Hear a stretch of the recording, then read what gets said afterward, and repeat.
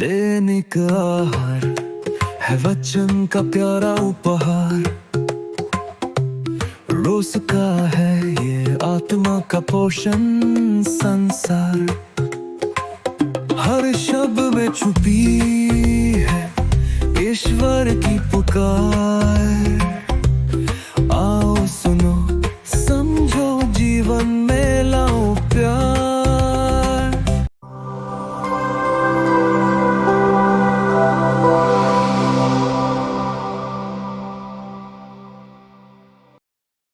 दैनिक आहार में आपका स्वागत है। सबों को जय यीशु।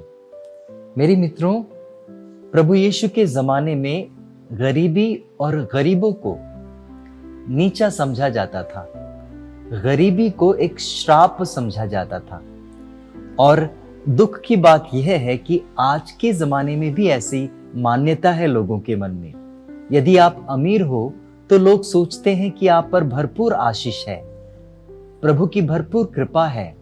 लेकिन आज के सुसमाचार में प्रभु यीशु कुछ और कहते हैं। ध्यान से सुने।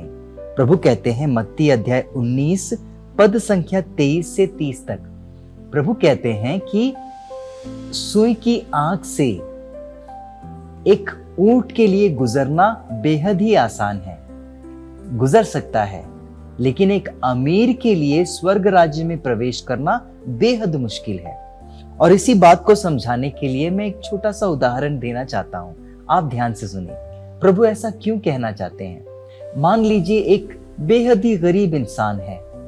गरीब इंसान अपनी छोटी बेटी से बेहद प्यार करता है और अपनी बेटी को खुश रखने के लिए बेचारे के पास कुछ नौकरी भी नहीं है, लेकिन हर प्रकार का काम करता है। वो किसी पेन बनाने वाले कंपनी या कारखाने में जाकर सस्ते दामों में वहां से पेन या कलम खरीद कर लाता है और दिन भर सड़क के किनारे धूप में खड़े होकर वो एक एक पेन बेचकर पैसे जमा करता है, ताकि अपनी बच्ची के लिए और खुद के लिए 3 समय का भोजन का बंदोबस्त कर सके। लेकिन फिर भी वो 3 समय का भोजन का पैसा जमा नहीं कर पाता। उसके मन में इच्छा है कि वो अपनी बेटी को एक अच्छे से स्कूल में दाखिला दे दे, और ऐसा करता भी है। वो उसके लिए कपड़े ला देता है, रात दिन मेहनत करके कपड़े ला देता है, उसके लिए किताबें ला देती है। लेकिन एक चीज की कमी हो जाती है, और वह है जूते। बेचारा मेहनत करता है लेकिन जूतों के लिए पैसे इकट्ठे नहीं कर पाता। तो क्या होता है स्कूल में? जब नन्ही बच्ची स्कूल जाती है तो उसकी टीचर कहती है कि कक्षा के बाहर बैठो। दिन भर बेटी वहां पर बैठकर आंसू बहाती है। क्यों? क्योंकि उसके पास जूते नहीं हैं। अब वो रोते रोते पिता के पास आती है और पिताजी से कहती है, पिताजी मुझे टीचर ने कक्षा के बाहर में बिठा दिया क्योंकि मेरे पास जूते नहीं हैं, आप मेरे लिए जूते ला दो ना। तो पिता कहता है, बेटी मुझे एक दिन और दे दे, मुझे एक दिन और दे दे, मैं बहुत मेहनत करूंगा, बहुत मेहनत करूंगा। जितने भी पेन मेरे पास है वो सब बेचकर मैं तुम्हारे लिए जूते ला दूंगा। बस कल के लिए तुम अपना मैनेज कर लेना, किसी तरह टीचर को मना लेना, मैं एक दिन के बाद तुम्हारे लिए जूते ला देता हूं। मेरे मित्रों, प्यारे भाइयों बहनों, बेचारा धूप में, कड़ी धूप में खड़ा होकर पेन बेचता है। उसका एक पेन भी नहीं बिक पाता। उसके मन में बस यही इच्छा है कि मैं किस तरह अपने पेन को बेचूं और अपनी बेटी के लिए जूते खरीद के लाऊं। प्यारे भाइयों बहनों, वो अपने मुंह से किसी से कह भी नहीं सकता कि मेरी बेटी को जूते की बेहद जरूरत है, मुझसे पेन ले लीजिए। लेकिन एक बात है, ऐसे लोगों के साथ में क्या होता है जानते हैं आप? ऐसे लोगों के साथ में मात्र एक रास्ता खुला होता है। जो लोग इतने गरीब होते हैं, इतने लाचार होते हैं, इन लोगों के सामने बस एक रास्ता खुला रहता है, और वो रास्ता ईश्वर का रास्ता है। तो आप कल्पना कीजिए उसने क्या किया होगा। वो रो रो के, आंसू बहा बहा के ईश्वर को भीख मांगता होगा और कहता होगा, मेरी बेटी के आंसुओं को रोक दे, किसी तरह कोई ग्राहक को भेज ताकि मैं अपने पेन बेच सकूं, ताकि उस पैसे से मैं अपनी बेटी के लिए भोजन और उसके लिए जूता जमा कर सकूं।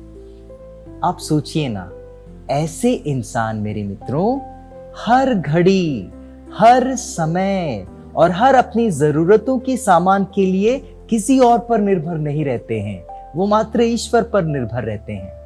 हर जरूरत की सामान के लिए वो ईश्वर से मांगते हैं और वो भीख मांगकर कहते हैं प्रभु दया कर दे, दया कर दे। ठीक यही नियम आप किसी अमीर व्यक्ति पर लागू कीजिए। एक अमीर व्यक्ति है और उसके बेटी को भी जूते की जरूरत है। क्या उस बेटी के जूते को खरीदने के लिए उसको इतनी मशक्कत करनी पड़ेगी, इतनी मुसीबतों का सामना करना पड़ेगा? अरे वो इंसान तो 1000 जूते खरीद के दे देगा, 1000 नहीं पूरी की पूरी दुकान उसके लिए खड़ी कर देगा। लेकिन फर्क यह है मेरे मित्रों, यह जो अमीर व्यक्ति है उसे ईश्वर पर भरोसा करने की जरूरत है ही नहीं। सुबह से लेकर शाम तक जिस चीज की उसकी बेटी इच्छा करती है उसके कदमों पर वो लाकर खड़ा कर देता है, लेकिन इस बीच उसे ईश्वर से मांगने की जरूरत होती ही नहीं है। बस फर्क यही है, गरीबों को हर घड़ी, हर समय, हर जरूरत की चीजों के लिए ईश्वर से मांगने की जरूरत होती है, अमीरों को नहीं पड़ती। क्यों? क्योंकि उनके पास दूसरा ईश्वर होता है। और वो कौन सा ईश्वर है? वो है पैसा। प्यारे भाइयों बहनों, पवित्र बाइबल में एक सुंदर सा शब्द इस्तेमाल किया गया है। वो शब्द कहते हैं अनावीम।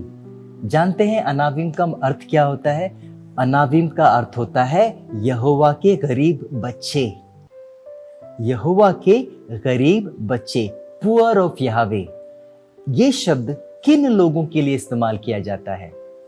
यह जो शब्द है यह इब्रानी भाषा से लिया गया है। इसका अर्थ होता है यहोवा के पुअर बच्चे या गरीब बच्चे। यह शब्द उन लोगों के लिए, उन गरीब लोगों के लिए इस्तेमाल किया जाता है जो बेहद ही गरीब है, लेकिन हर समय, हर घड़ी ईश्वर पर भरोसा रखते हैं। बाइबल का सबसे सुंदर शब्द है अनावीम। वो लोग जो गरीब होते हुए भी ईश्वर पर भरोसा रखते हैं और हर जरूरत की चीज के लिए उस पर भरोसा रखते हैं। मेरे मित्रों, ईश्वर यही चाहता है। क्या होता है जब आपके पास भरपूर पैसा होता है? जब आपको ईश्वर से मांगने की जरूरत नहीं पड़ती, आप ईश्वर को याद भी नहीं करते, और ऐसे समय में अपने आप अपने लिए एक ऐसे ईश्वर को चुन लेते हैं जो आपकी जरूरतों को पूरा करता है, और वो है पैसा। और इसीलिए तो प्रभु कहते हैं मत्ती अध्याय 6 पद संख्या 24 में, तुम ईश्वर और धन दोनों की सेवा नहीं कर सकते। यदि आप, मैं स्वर्ग जाना चाहते हैं तो हमें बस यही चाहिए, विश्वास और भरोसे के साथ हम उस ईश्वर पर भरोसा रखें जो हमें सब कुछ प्रदान करता है। पैसा कभी नहीं करेगा। सबों को जय यीशु।